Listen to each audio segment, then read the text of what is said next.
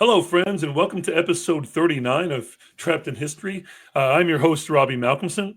Today, I'm very excited because I get to have a guest on that I've been following on social media for a year now. And I told him before the show, I was just purely shocked that he even emailed me back when I reached out. And I think that's just a testament to his character as far as being willing to helping out a poor teacher get his podcast started and all that kind of stuff. So it means a lot.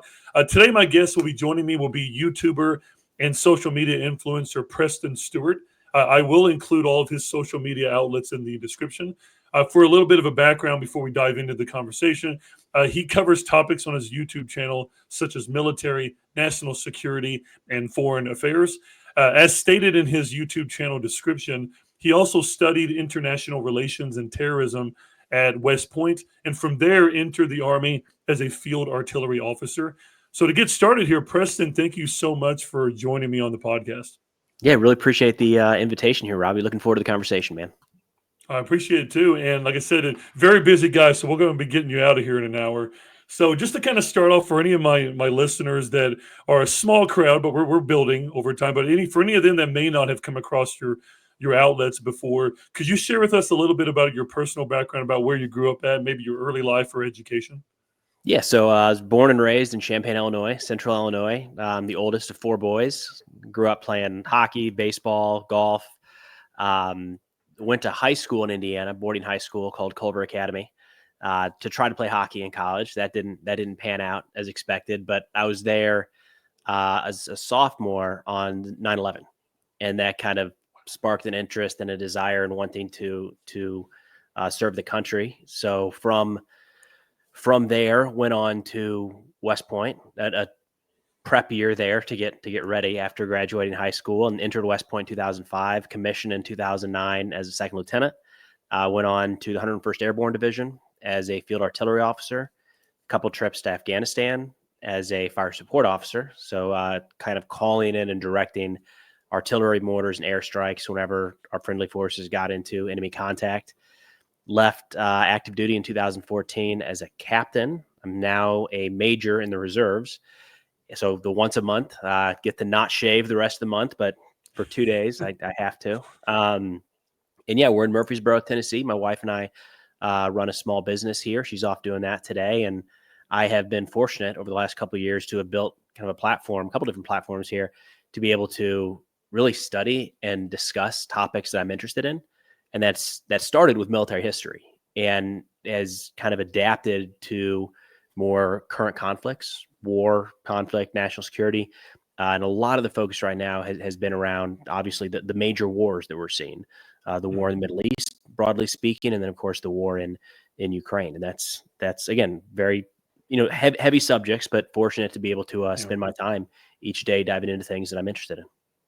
And I know, Preston, I told you this before the show. In an age where we have a lot of misinformation, one of the reasons why I admired you so much as an influencer, not just because of your background. Obviously, you have credibility with your background, but I was looking when I was teaching. I was looking for outlets that I could follow almost daily on how can I keep up with the Russo-Ukrainian war? How can I keep up with the Hamas and Israel conflict and other world conflicts too? Because I know there's other ones going around the world.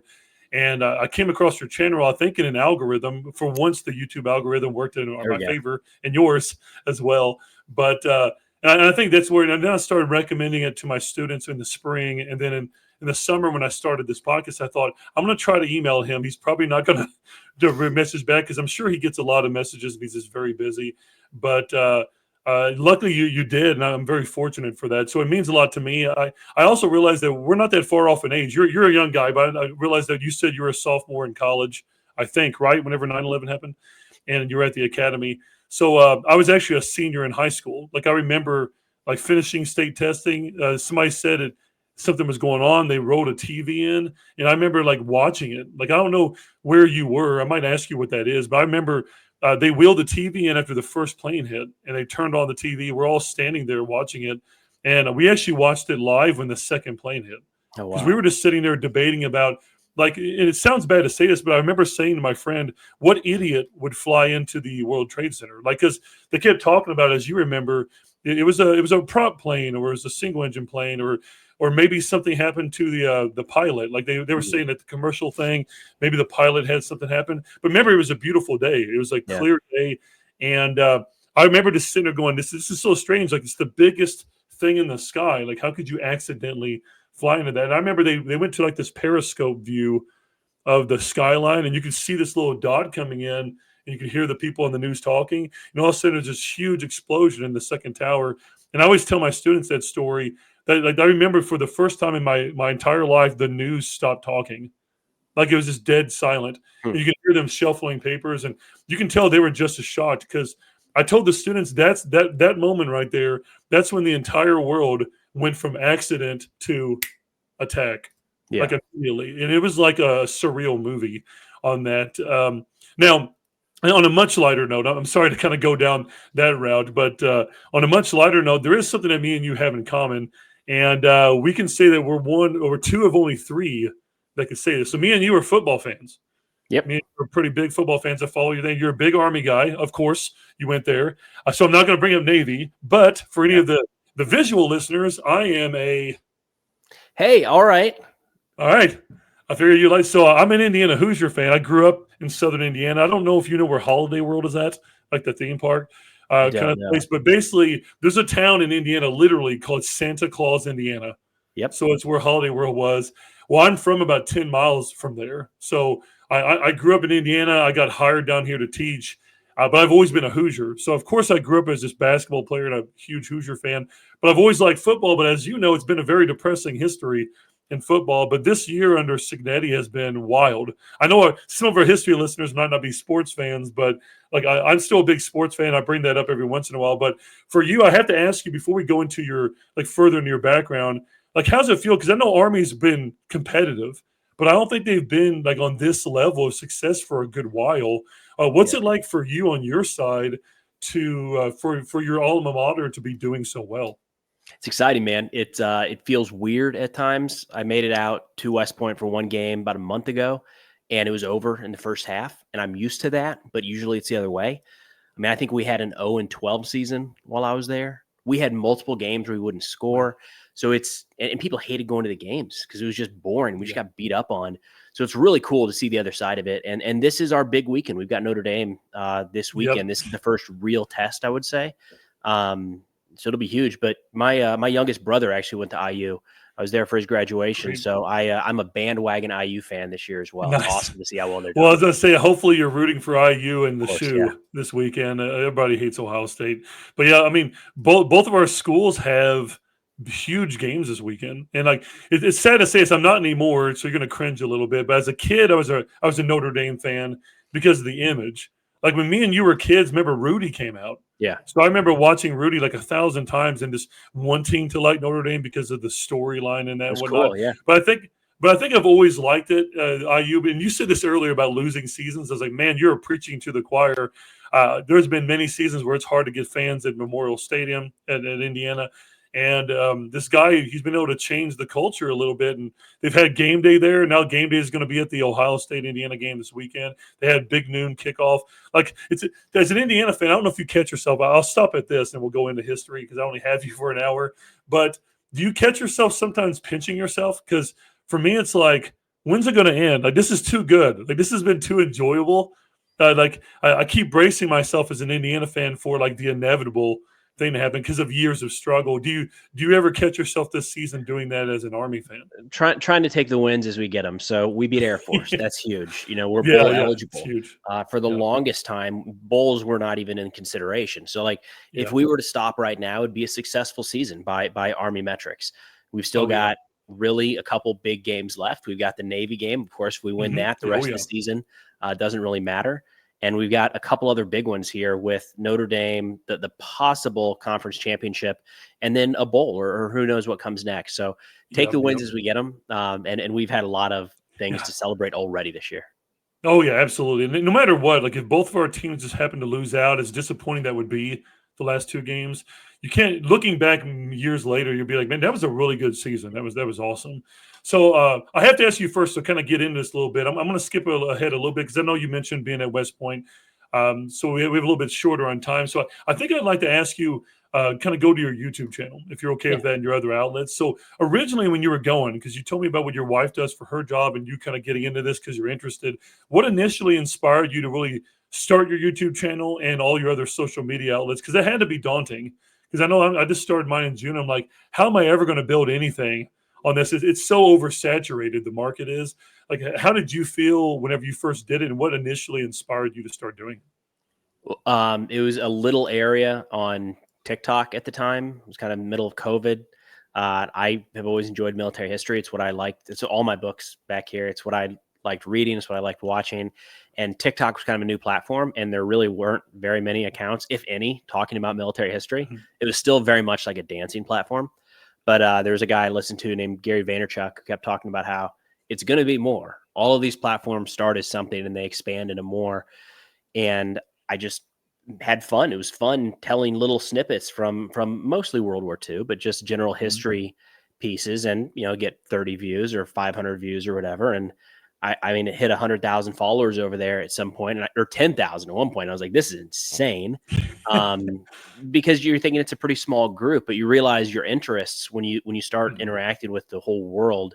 There's a lot of people that are a little bit interested in the things you're very much interested in, and those numbers can grow bigger than you ever thought. So it all for me was all on TikTok, because it was the easiest platform to record. I have no background in sound editing, any video, any of this. So TikTok was easy. It was on the phone. And then I created a YouTube channel because TikTok kept removing my videos. If I, used the H word talking about the leader of Oh, Nazi wow. Germany, for instance, that they would take the video down, and God forbid I accidentally had a swastika in the back on like an SS Yeah. uniform talking about the Battle of the Bulge, the video would get taken down. And it was getting, it wasn't even the subject of the video. It just happened to be in the Yeah. background. That got so frustrating that I started a YouTube channel to kind of save the videos on. And all of a sudden those videos started doing well. And then over the course of the last couple of years, kind of transitioned into a little more effort on YouTube. But all the platforms definitely still serve their purpose. Yeah, and like you said, you brought up a great point earlier that I think is great, because obviously my intended audience is mostly teachers and students in history. But you brought up a great point there, and then maybe that's what I'm hoping to achieve by doing the TikTok one. Is it's like you offer these people like a small snippet of your topic that you're very passionate about, Mm-hmm. and a lot of times, as you know, that might be enough to hook people in. Like they do like little bits of information, but as you know, if people come across it and they really like it, a lot of times people will go down rabbit holes, and then that's what causes them to go more. I mean, we're talking about, like, I always tell people all the time this with students. Our students get criticism for having short attention spans, and maybe that is true to an extent, because we're giving them information so fast and whatnot. But this is the same generation that binge watches series all the time. So for me, it's like they have the ability to focus their attention on long forms of things. It's just that their attention has to be grasped first. Like, it's up to people like you and I to try to, in almost in an artistic way, try to find ways of hooking them into the topic, and then they will usually go down that rabbit hole on their own. Now, have you seen, this is a follow up, have you seen some correlation then? Have some of your TikTok followers transcended over to your YouTube channel? I would think so, right? Yeah, there's definitely Yeah. some overlap, but by and large, the platforms are very different. They serve up different Mhm. algorithms, and people consume different content on different platforms.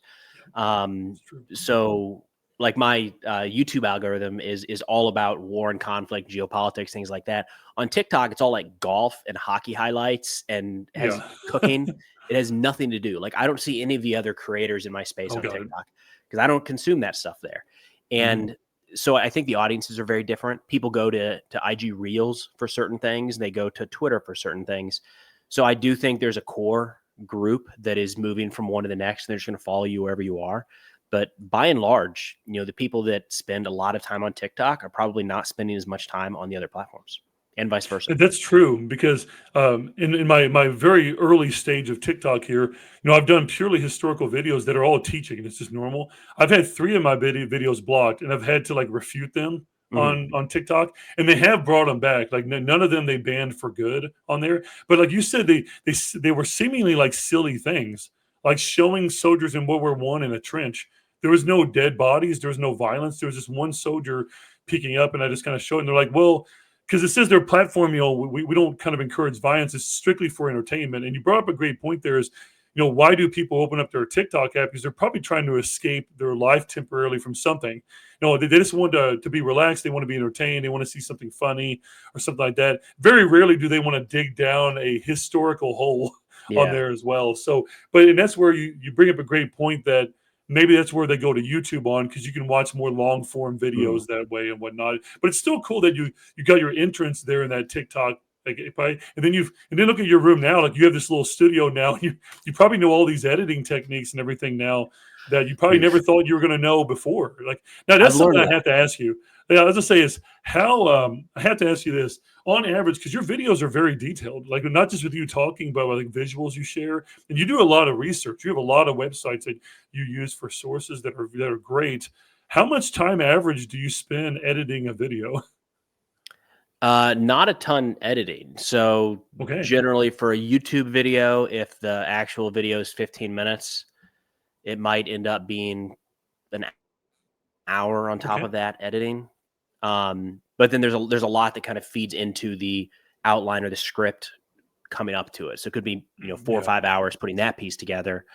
TikTok is pretty fast. It's pretty quick there. It's just people are in and out. Really it's that first 5-10 seconds that matter more than anything. So those are much faster, but I'm getting faster at the editing, but the quality of the editing is not getting a lot better.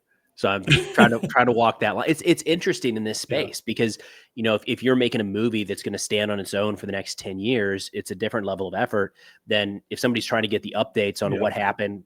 Ukraine just struck into Russia yesterday. So what on earth happened? People aren't going to look at that video in a week because it's going to be outdated. So they're definitely not going to look back on it in a year.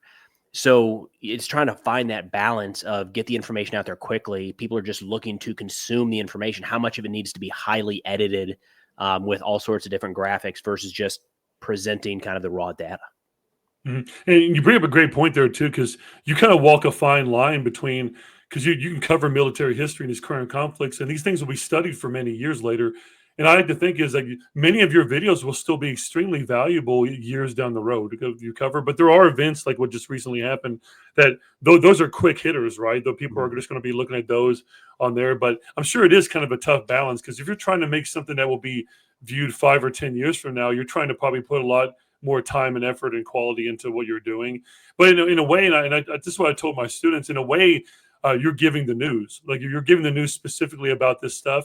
And what I like is, I'm very skeptical with mainstream news, like, as I'm sure you are too, as well, to an extent, because the lack of bipartisanship, the level of bias, and on no matter what it is, whether it's CNN or Fox or MSNBC. So a lot of my students are like, well, what do we even do? Like, how do we actually get good information? So it sounds really weird, but people like you and others that are like you got to find individuals like that you have a special area that you're focusing on, and you're trying to cover the war relatively objectively. Like, obviously, I think you have a bias leaning towards Ukraine. I mean, you don't hide that. Like, obviously, it makes complete sense. You live in the West. You fought for the West and served for it. You still do on there. But I do appreciate that you will show information from like Russian state television. You will show information from Al Jazeera. I like the fact that you kind of show different angles, and you will share other influences from Russia that cover the war. I like that. And see, that's one of those things where you're not trying to give me an overly filtered view what it is. And I think that's why I appreciate about you so much, is that you provide a lot of really good information. And I wish more news networks were like that and less about propping up a certain kind of image on there. So I thank you for doing that. I appreciate it. If you're okay with it, I think we're going to jump into the meat of the podcast then. Let's do it. Yeah. More into the philosophical part, if you're cool with that. Cool. Yeah. Okay. So my first question for you I've been working on is, how do you personally balance providing accurate historical analysis while keeping your content engaging for a general audience? Okay, this is the challenge you're talking about, this kind of being new media, new news. And one of the challenges is we need to get people's attention for them to watch. And the term clickbait comes to mind, right? People they over exaggerate to get people to watch their videos or to stay attuned. I hate that. I think most people don't like that, but that's a little bit of the game being played. and it's, you turn on the regular news right now, and at the bottom of the screen, it's going to say breaking news, right? Breaking news. It's cold outside or something. They're just trying to keep your attention. And it's no different here, except I'm not CNN. I'm not Fox News. So like, I've got to figure it out how to get people's attention and keep people's attention in a very contested landscape, right? You open up any one of these platforms, you're competing with a lot of people and a lot of big organizations. So it is a challenge. And I try my best to, so the way that it works for me is I try to have an engaging thumbnail on YouTube that draws people's attention right out the gate, and then have something in the headline. If you're talking about a 20-minute video, something in the title that will draw their attention, but is accurate of what they're going to see. And that has, over time, it takes more and more time. It's very easy to put out a generic thumbnail. You could just have for this podcast, you could just say episode 39.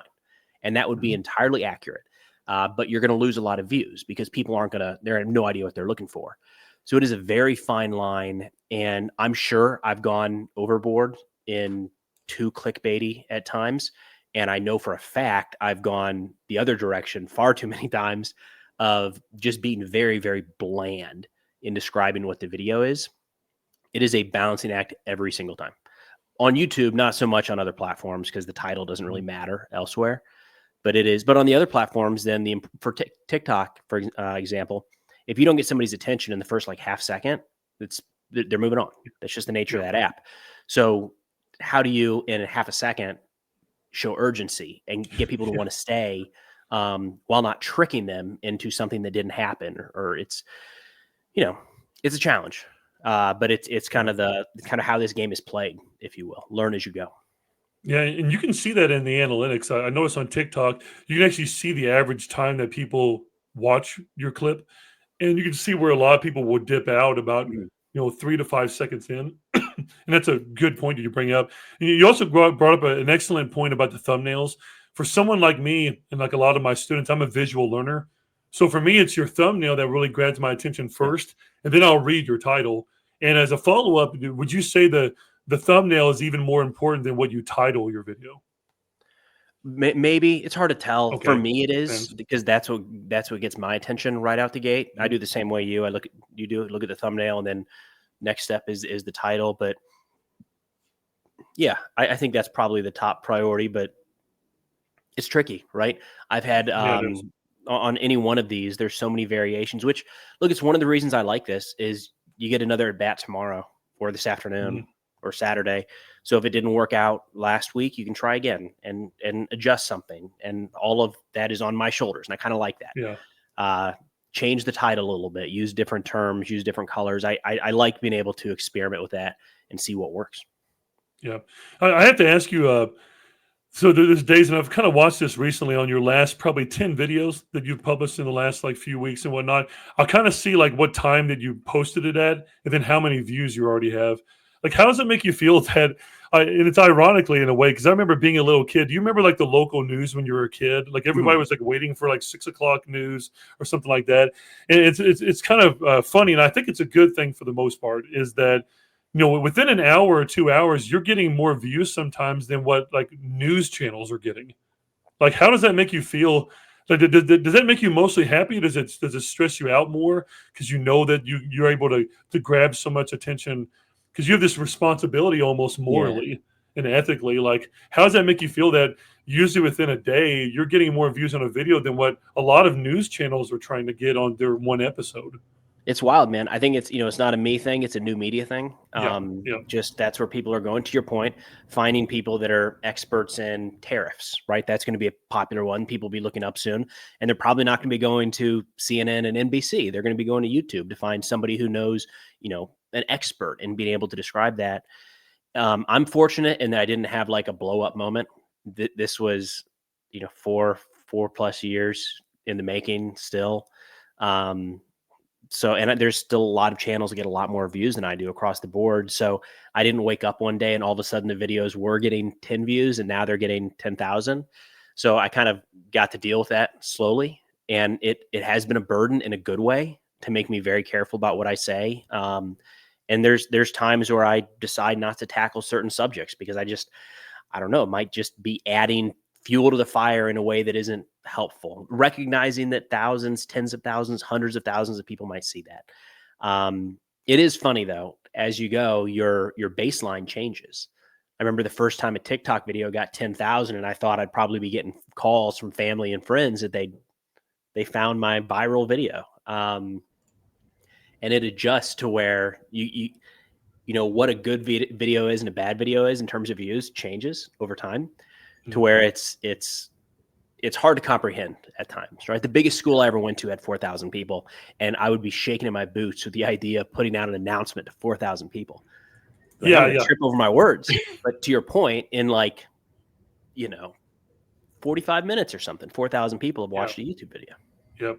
And I saw like the other day, I saw like very quickly, like 15,000 views had on there. But if I told you, hey, get up in front of this stadium and talk to 15,000 people, that's a completely different feeling. I might not do and yeah. So, hey, I have to ask you, I don't know if you remember back, and I'm sure COVID had something to do with this too, the timing of your videos, because as you know, a lot more people were relying online right there around COVID and after that. Do you remember what was your first video that really kind of surprised you, like it really blew up and I kind of caught you by surprise, like, oh, hey, I might have something here. Do you remember what the first one was?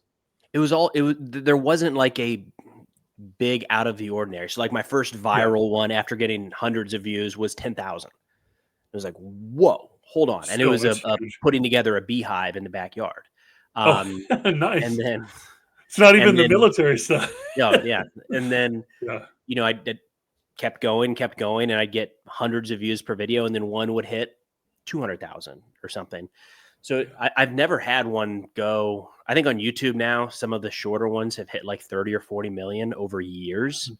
But they were like reaction silly videos to like a tank driving over soldiers in training, right? Or an RPG falling out of the barrel.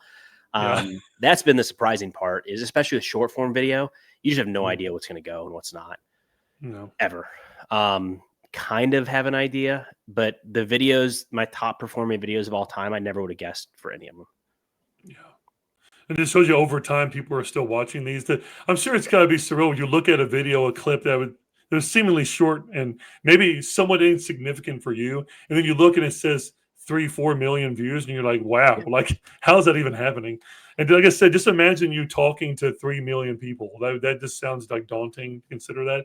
And I'm sure some of the concern there is, if I do these shorter videos, could it be taken more out of context in one way or another? You don't know how people will respond in one way or another. And that leads me to a question that I brought up to you before the show. I didn't put it on the agenda, but I have to ask you, like, I knew recently, I saw for the first time on media where you shared, someone actually sent you a death threat for that. And I'm sure you've gotten more than your fair share on those. So I have to ask you, going from where you were before you started YouTubing and being on TikTok to now you're at this point where you have a good significant following, but you're also getting death threats globally. How do you manage that? Like, how do you cope with that? Yeah. Couple little precautions at home that we've increased over the years, but generally speaking, I think it's pretty toothless. Look, we all know folks online that are very explosive, and they say it's like they're trying to find the most hateful thing they can say every day. If somebody really goes online and says, I'm going to do harm to somebody that I don't know, I feel like I'm pretty far down that list. I have opinions and probably report in ways that some folks don't like. But to think that I'm in the top even 1,000 of random strangers somebody would go after, I don't think I'm there.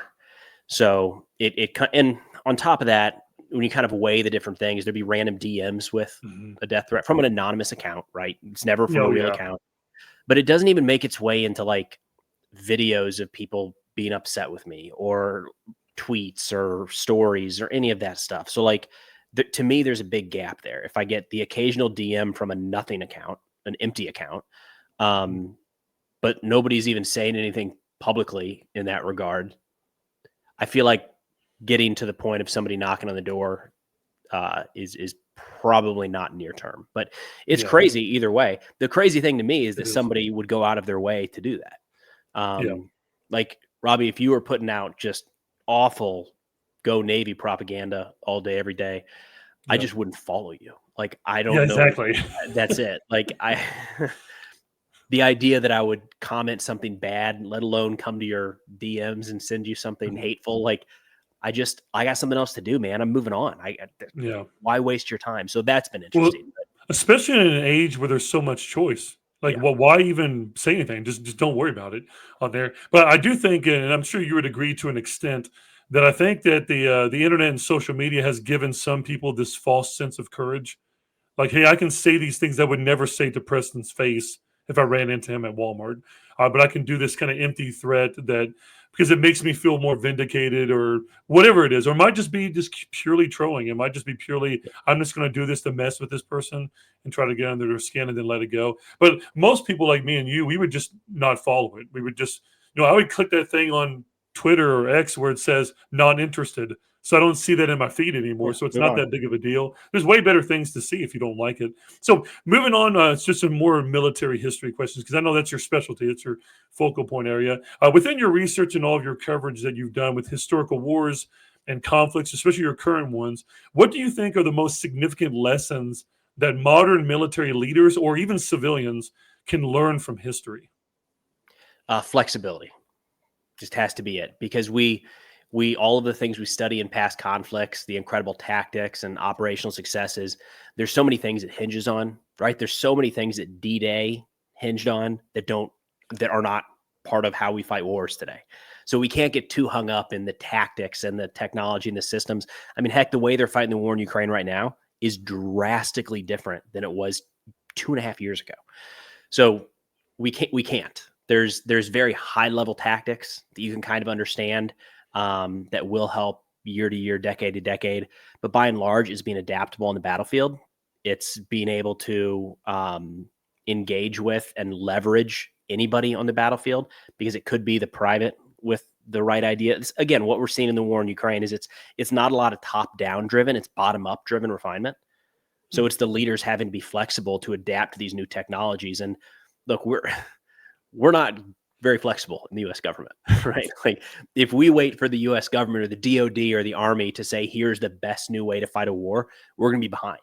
So it's just flexibility, finding out what works, what doesn't work. And if you go back through military history, you'll find that constantly, right? The small unit tactics doing something a little bit different, and it just happened to work, and then it caught on. And so to me, that's the big thing, flexibility.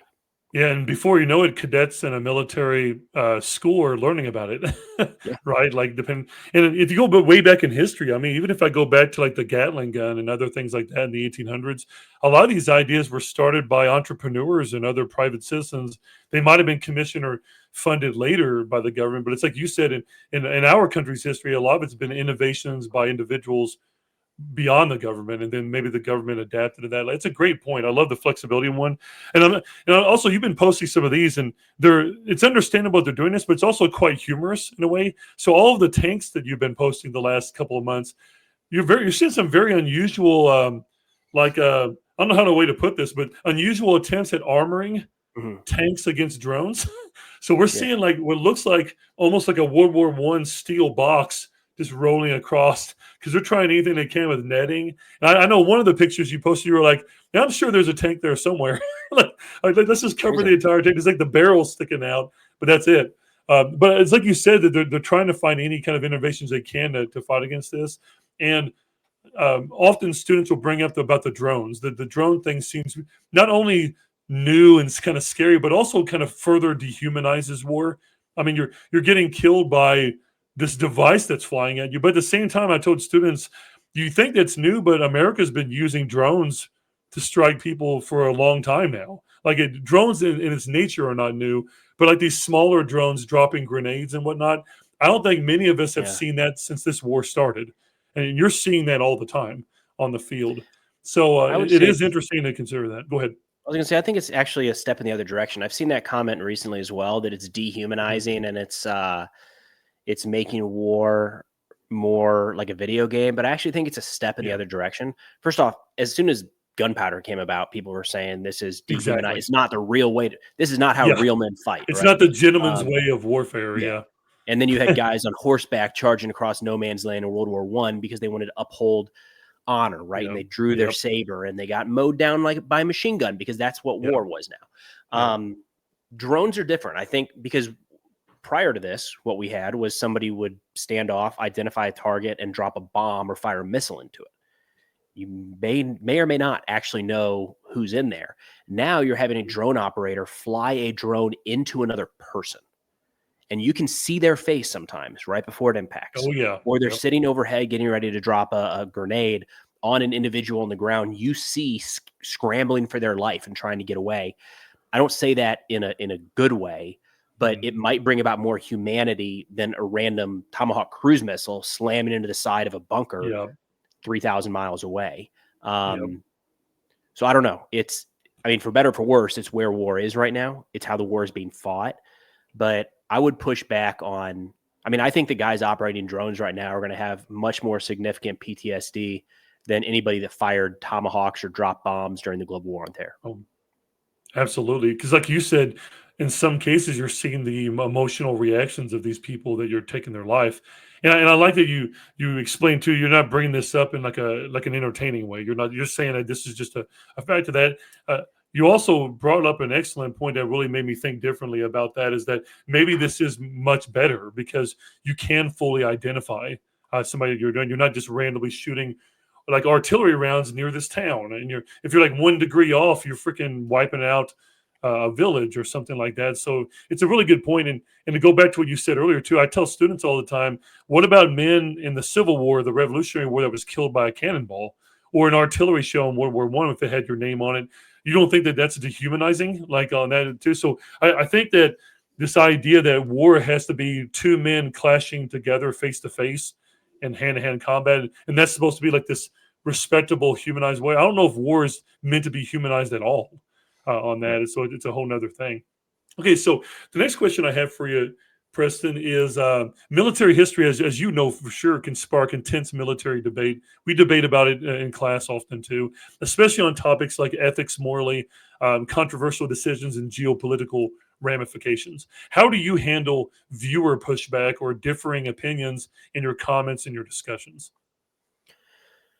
A couple different ways. The comments usually help drive videos, in the sense of, if I see a lot of comments around one thing, it kind of gives me an idea. Maybe that's something I should talk about.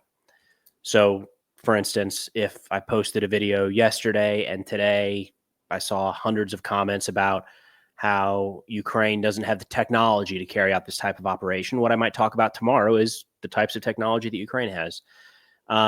It's hard to parse out genuine feedback versus not. I tend to not get into a lot of back and forth in the comments. I try to seek out the ones that you can tell are genuine. They say, hey, thanks for hosting this, Preston, or hey, I'm from Murfreesboro, whatever. I try to respond to those, but there's a lot of drive-by comments where somebody might say, this is stupid, you're wrong on everything, I hate you. And they move on. And you might respond, but they're gone. So now you're talking to yourself in the comment section. So there's a lot of opposing views. Right now, we're in a tough spot where there is manufactured responses in some of these videos. There are bots. They do exist. YouTube's okay at pulling them down, but they're still out there.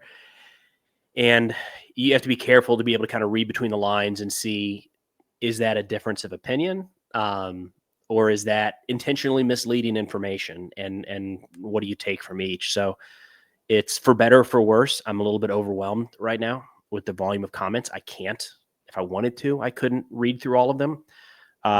So I just kind of scan from time to time. And then again, that more than anything helps. I posted a video last week with a background music.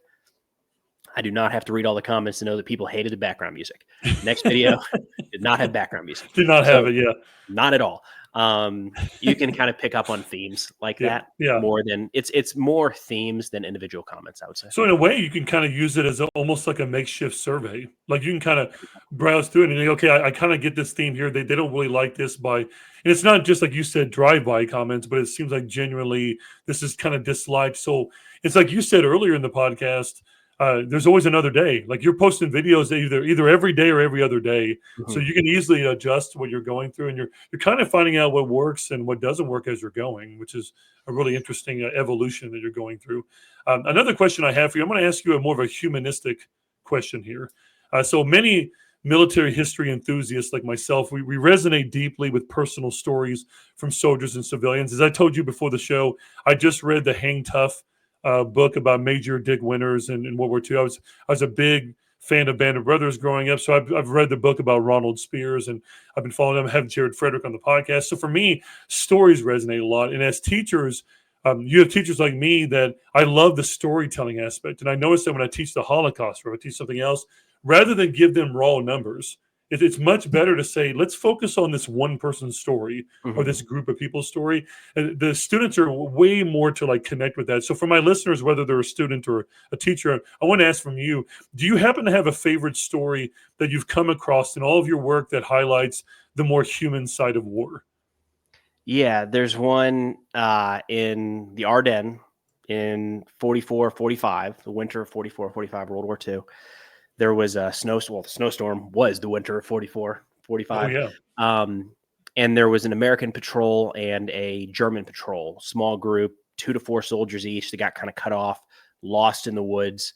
And I'm going to butcher the story, but the general gist is one of the 2 groups came across a small cabin and went in to seek shelter. And it was a German family, or I guess Belgian family, wife or mother and young child, and they let the Americans in.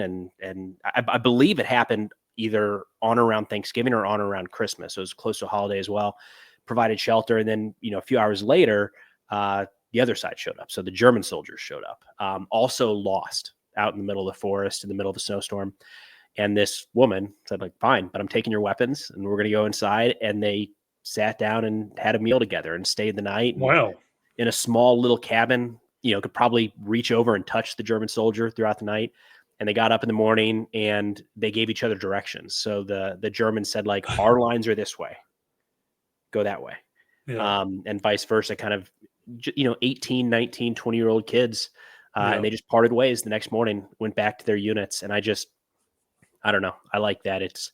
We dehumanize conflict so much. And we were talking about it with drones and bombs and missiles, but at the end of the day, we are all people. And you sit down in a situation like that, it doesn't matter. You just want a little bit of shelter, a little bit of peace. I like that one. That one's always resonated with me. It would have been interesting to be a fly on the wall, and there, of course, it's probably too cold for flies at that time. But to see what that is, because you see all these stories of American soldiers will say whenever they killed certain Germans, they were looking through their belongings and they find pictures of their loved ones or their family. They realize that, hey, this actually was a German teenager in America that then left back for the fatherland. So like he and I could have fished together. He and I could have had a beer together, something like that. And as you know, we often forget that. And I always like that because I didn't even know that story existed. I've covered the Battle of the Bulge many times before, and I didn't even know that story existed. It almost reminds me a little bit of the Christmas truce in World War I. A lot of teachers will cover that. But it has that kind of dynamic to it, right? Where then the next day they're right back into trying to kill each other again. But I don't know if have you seen the newer All Quiet on the Western Front on Netflix? Yes. Okay, so I will say that in some ways it could be better, but I do like the movie a lot overall, especially for showing clips in class of that. And I'll often stick to the German version of that one.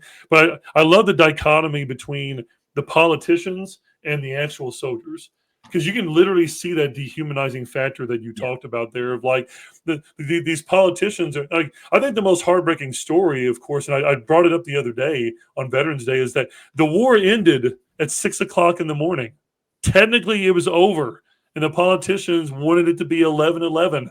So they're like, let's just let it go on. And I think it estimated 10,000 more died. And I was like, that just shows you like the level of disconnect between, and that movie, as you know, is so good at going back and forth and back and forth. And some movie critics criticize that there wasn't this more linear story of one side or the other. But I actually found that to be the best part of the movie, is that the point of it was to show how disconnected it was for the soldiers compared to what the politicians were doing and what they were sending them to. It's a very heartbreaking film, as you know, as well. So, but hey, I want to get into my last couple of questions here for you, if you're good with that. Let's do it, and these are the ones I emailed you about before. I've been thinking a lot about these recently, and one of them I ask all my guests, and I plan on asking them all the time. But you seem like a genuine fan of history, just in general, not just covering current conflicts, but like you said, you used to cover World War II when you were first starting. Just in general, for teachers that are listening and students that are listening, why do you think, given your background and your interest, why do you think we should study history? There's a lot of lessons there. They rarely ever apply one-to-one, but it can really, really help to affect decisions in the near term and to help better understand what's happening today. Um, yeah, I think it'd be harmful to not study history. I'm glad that it's taught, right? It's an important part of who we are. Now, I hate to go religious on here. I'm going to go ahead and take it to a religious route a little bit. I know in many like modern day Christian points of view, rather than it being just only a focus on church, I think there's a heavy focus on relationship. Like, what is your individual relationship with God? So, whenever I consider this question, I want to see if you would agree with this too. Is I think when students sometimes see the word study, like why study history, they think it has to be this traditional classroom, we're all in rows together setting. But would you also agree that study means what we do in our own time, like what we do in our leisure time? Like, do you think that we should have a personal relationship outside of school, like with a personal relationship with history? I don't know if should is the way I'd put it. It's Okay. nice, and it can be with anything. I mean, that's what I'm Oh, doing yeah. now. I have learned more about modern conflicts. I've learned more about military history, making content about it than I ever did in the classroom, and it's not close. And for me, it was history. But if for someone else it's astronomy, great, or cooking, Yeah. great. And I think that's one of the benefits we have right now is people can really go down these rabbit holes and become very, very specifically focused on something that they're interested in, because my wife's not all that interested in World War II history.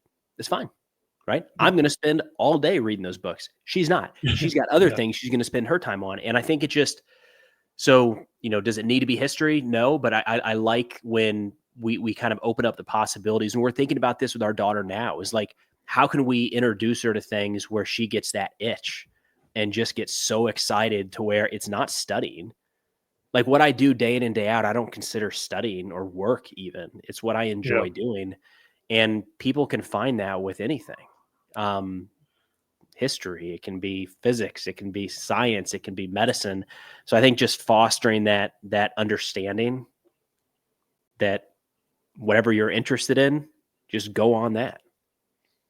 Yeah, I completely agree with you. You're absolutely right. Maybe it shouldn't be considered should, and it doesn't have to be history. So, could we change that question to more of should we desire learning? Like, should we be curious in our life, like a naturally curious person? I think there's no other way to do it. Oh, that's I great. love podcasts. And I feel like all the podcasts I'm listening to, I'm learning something. Yeah, Um, me too. and I think we are curious at baseline. I would imagine, to get real big picture here, I think the challenge with school is we're often asked to be curious about things we're not curious about. I Yeah, was great never point. curious about math. I hated it start to finish. Me Um, too. I don't think there's anything you could do to make me like get excited to do more math. But when it's understanding like the different nuances of decision making around invading Normandy in June of 44 versus a few months prior, a few months later, like I could spend days, hours, weeks on that because I'm excited. So yeah. Well, in a way, it's kind of the beauty of learning, right? Like I like you brought up, like your daughter will have her own avenues that she will go down. Your wife has what she specializes in. I actually think that's the beauty of the level of choice that we have. Like, Mhm. think about it, Preston. You and I have more access to knowledge than any of our ancestors ever did in history. Yeah. It's pretty mind blowing. And I know for some people, I think this. Correct me if I'm wrong on this. I might have to be fact checked later. I'm pretty sure this is an Einstein quote, but I think that he argued that there's something called choice paralysis. It's kind of like the equivalent of going on Netflix and you spend an hour going through like the previews, but you never end up actually watching a show because there's so many choices. You can't really decide what am I going to commit my time to. Mhm. Because as you and I know, especially you being as busy as you are, time is extremely valuable to be with your daughter, to be with your wife, Yeah. all these things. But the beauty is that, we can hyper focus on these things that we're very passionate about and become better at those. And I love the fact that me and you were growing up in this era. I always tell my Yeah. students, I'm not one of those history teachers that I wish I was alive back then. Like, I'm glad I'm alive now. Like, the fact that, me and you could take a virtual tour through Tokyo or the ancient ruins of Rome is incredible. Like, our Mhm. ancestors would have been mind blown at any kind of idea like that. So for me, I'm more jealous that I'm going to die someday and not get to see the future. That's actually what sometimes I get. I'm like, it's kind of a shame because the technology that we'll have and the access to knowledge, it's going to be really cool to see where that goes later. Sure. And obviously there's concerns with AI and all that kind of stuff too later. So I want to move on to my last couple of questions here, Preston. And one of them being is, as a history teacher and other history teachers that are listening to this, I do love covering wars. I hate to use the word love because I know wars are there, but I find it fascinating to cover those things. And I want to cover them meaningfully. The problem is our state standards in Tennessee and Kentucky and other places, they're very watered down. It's more about what are the causes of World War II? What are the effects of World War II? And then you're basically expected to move on. You don't spend time in the Battle of the Bulge or D-Day or the Midway or something like that. So I guess for someone like you with your focus area, what advice could you give to teachers like me and others on how could we effectively and meaningfully teach about war in school, especially if the war happens to be a current war that is controversial and not yet concluded? So I know it's a kind of a compound question there, Preston, but feel free to take your time on your answer. But what advice would you give teachers like me to be able to address those things meaningfully? So for the first part, I would tackle it the same as what we were talking about earlier. You're trying to grab people's attention. And if you just have 5 or 6 dates you got to run through with a paragraph explanation, like that's not going to get anybody's attention. You might be putting a box on what, how much time you have to talk about it, but you're not putting a box in. I would imagine there's some flexibility in like how you decide to cover those subjects. And even if you have to spend 1 hour talking about Pearl Harbor, let's say, and like that's all you get for Pearl Harbor. Find the craziest stories about Pearl Harbor, right? There's some wild ones. And make sure you give the overview as well, but like dig into some of those more, obscure stories that when you get on the internet and you're searching for like crazy things that happened at Pearl Harbor, those are the videos that are getting millions of views on YouTube and TikTok and Instagram. This is the same people in your classroom. It's the same idea. They'll connect with those stories. And I think it applies throughout the conflict. So if you can just find the very interesting tidbits throughout that are not just super bland, I think that's a good way to get some of those conflicts to stick. And it might spark that interest for somebody to say, fine, I'll learn a little bit more about the European theater of operations. In terms of current conflict, that gets really tricky. I think it's less about teaching it, and I think it's more about maybe pointing places to get an idea of what's happening, with awareness of maybe the bias, right? So for the Israel-Ukraine or for the Israel war in Gaza and Lebanon, you could point to Al Jazeera and say, hey, this is a source covering the war. It tends to be more pro-Palestinian. It tends to be more pro-Arab. And here is the Times of Israel. It's also covering the same conflict. This tends to be much more pro-Israeli, providing the sources more than the actual storylines because it gets exhausting. And in a perfect world, you can say, here's the 2 sides to each story, but it is time consuming to do that for every little piece of around. I mean, even the current conflicts, there's still debate about what started these 2 wars, right? And if you dive into one part, you're going to miss out on a bunch of others, and then they'll go to the internet and they'll find out all these other things and think that you didn't tell them the whole story, because you can't in that short of a period of time. So for current conflicts, I'd probably focus more on sources, places to find information if you're interested, and that's probably where I would go. Well, and on that note, you brought up the sources part because I had this as well. Do you have any recommended sources? Because I've gathered some from your videos and I've been following them. So some of the websites that I encourage, and I'm going to put this in the show notes too. Obviously, I have your channel, but I also have the Foreign Policy Research Institute. I think you've mentioned them before. I think that's a good website to be on there too. I have the Council on Foreign Relations, their website. I have the Global Conflict Tracker website, and then I have my personal favorite is the Institute on the Study of War. And because those websites usually update every day, and they're trying to give a relatively like unbiased. What they do is they give you a bunch of outlets.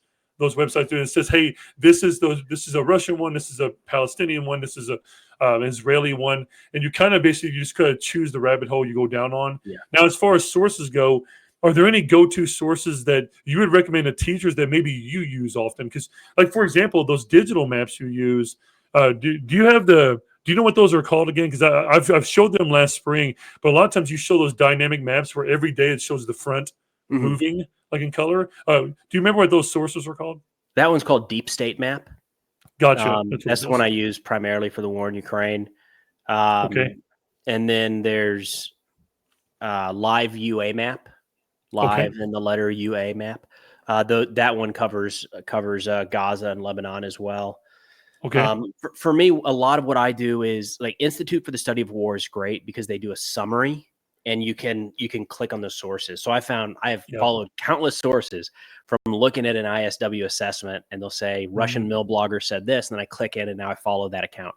So a lot of what I try to follow are before that, kind of the primary sources. So it's a little dirtier because you're getting information straight from Hamas or straight from a Russian military unit, and you got to kind of filter through how are you gonna report this. But I like taking that and comparing it directly to like original Ukrainian sources. So but the one step removed from that, ISW is a great resource. And then Times of Israel I've found to be pretty good overall for that conflict. Just recognizing that it is an Israeli bias. You're not going to get as much really coming out of Gaza or Lebanon in their publication. That's fantastic, Preston, because as history teachers, all of us tend to sway more towards primary sources. So I actually think that you're doing it in the most ideal and effective way, where you would prefer to find primary sources and then you try to connect those or correlate them to, I guess, some of the secondary ones.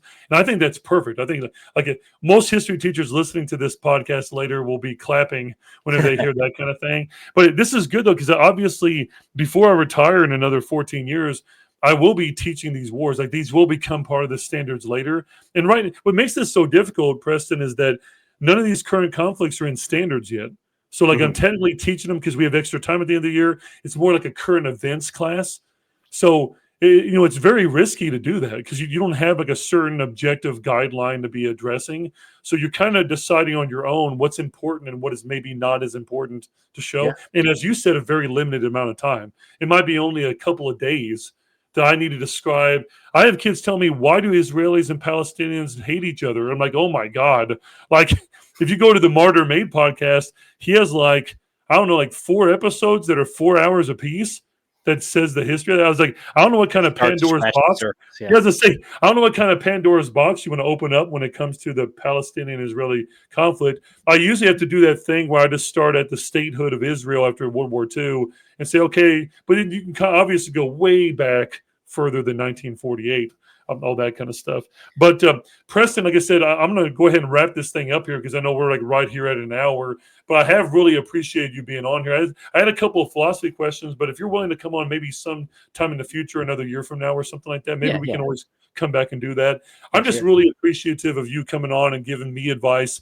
And I hope indirectly it also has given advice really valuably to teachers and students for that as well too. But I really appreciate you being on here.